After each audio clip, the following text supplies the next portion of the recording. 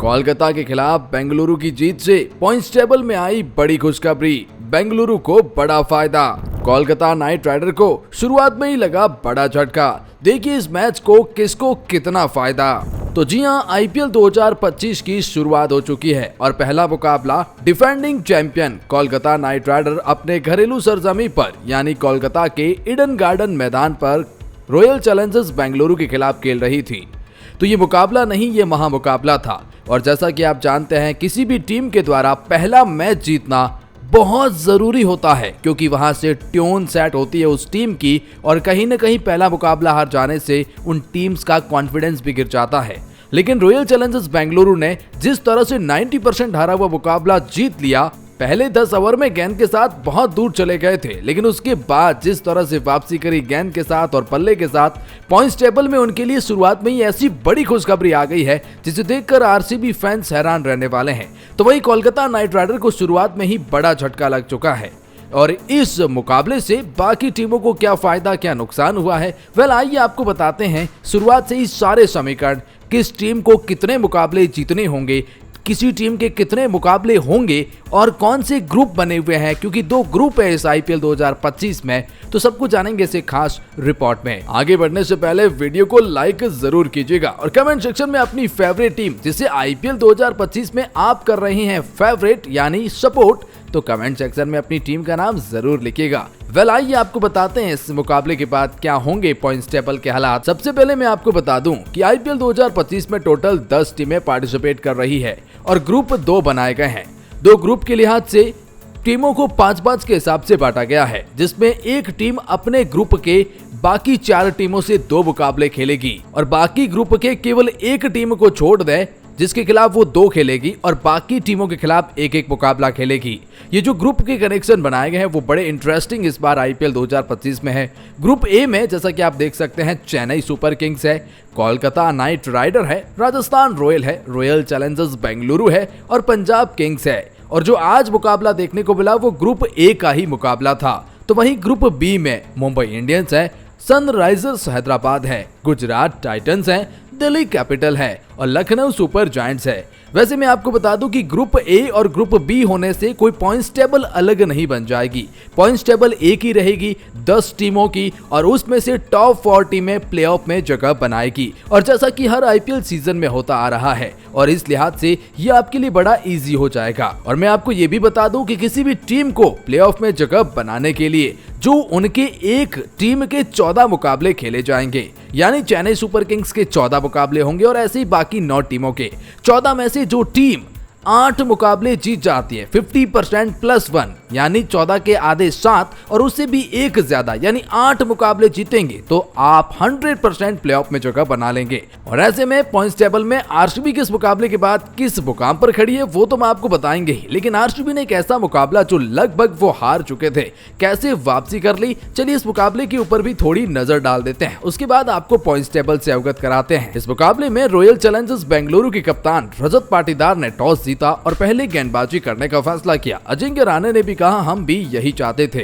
Quinton de Kock और सुनील नारायण के रूप में ओपनिंग पार्टनरशिप तो आए, लेकिन डिकॉक कुछ खास नहीं कर सके और जिसके बाद अजिंक्य रहाणे और सुनील नारायण ने इस मुकाबले को पलट कर रख दिया था, जहां पहले 3 ओवर में महज 4-5 रन बने थे और मुकाबला कहीं न कहीं आरसीबी हावी हो गया था। लेकिन अजिंक्य रहाणे बतौर कप्तान के तौर पर 31 बॉल पर 56 रन की पारी खेलकर और सुनील नारायण ने 26 बॉल पर 44 रन की विस्फोटक पारी खेलकर टीम को 10 ओवर के अंदर 107 रन पर पहुंचा दिया। तो लगा कि ये अब कोलकाता नाइट राइडर 200+ तो बड़े आसानी से मारने वाला है। लेकिन उसके बाद आरसीबी के गेंदबाजों ने शानदार वापसी करी, जहां पर कोलकाता नाइट राइडर के बड़े विस्फोटक बल्लेबाज, फिर वो चाहे वेंकटेश अय्यर जो 21-22 करोड़ के खिलाड़ी है, रिंकू सिंह, आंद्रे रसेल्स और अंगिक्रस रंगोवसी, इन सबको सस्ते में चलता किया। और कृणाल पांड्या ने बहुत शानदार गेंदबाजी करके विकेट चटकाए हैं। कृणाल पांड्या की तारीफ तो बनती है क्योंकि उन्होंने बड़े अहम विकेट चटकाए हैं, 3 विकेट 4 ओवर के अंदर। और जो कोलकाता नाइट राइडर पहले 10 ओवर में 107 रन बना चुकी थी, वो 174 रन पर 8 विकेट के नुकसान पर 20 ओवर खेल जाती है।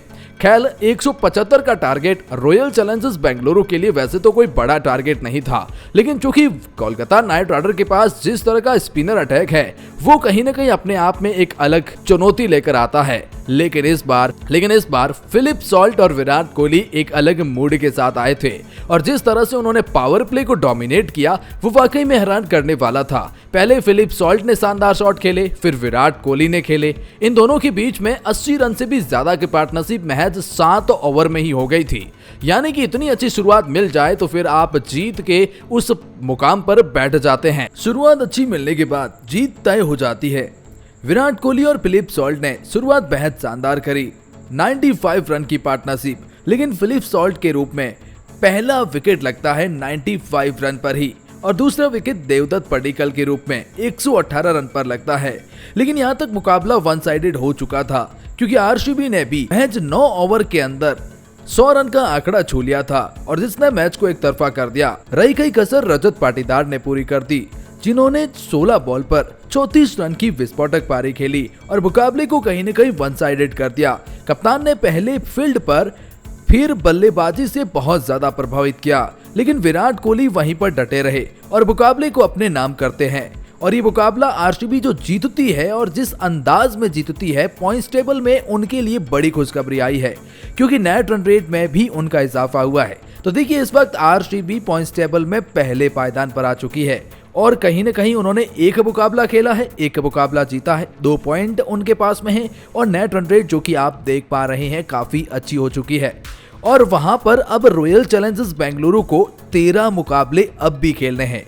हालांकि ये समीकरण थोड़े जल्दबाजी में है, लेकिन मैं आपको फिर भी बता देता हूं ताकि आपके दिमाग में रहे।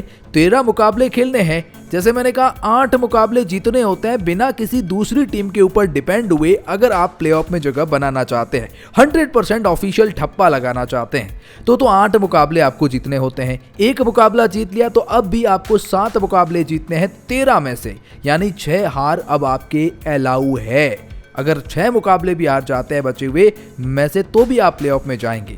लेकिन हाँ, देखने वाली बात है कि जो इतना अच्छा मोमेंटम मिल चुका है, आरसीबी इसको आगे कैसे बढ़ाती है।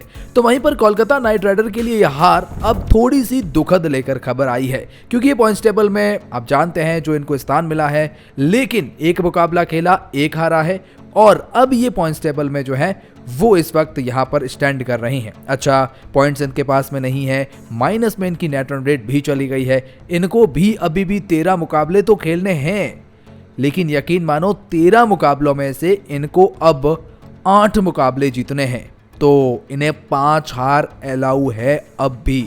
लेकिन देखते हैं ये भी अपने कैसे सफर को जारी रखते हैं। लेकिन जिस टीम ने अच्छी शुरुआत कर ली और जो टीम पहले ही पॉइंट टेबल के टॉप पर बैठ जाती है तो फिर वो टीम बड़ी ही ताकतवर टीम बन जाती है। और आरसीबी अगर आने वाले 1-2 मुकाबले और जीत जाती है तो फिर ये टीम प्लेऑफ की रेस में लगभग जगह पक्की कर लेती है क्योंकि शुरुआत में 2-3 जीतना बहुत इंपॉर्टेंट होता है और आरसीबी इस बार ऐसा करता हुआ लग रही है। लेकिन केकेआर भी कमबैक कर सकती है। इन सब के बीच में आपकी क्या राय है?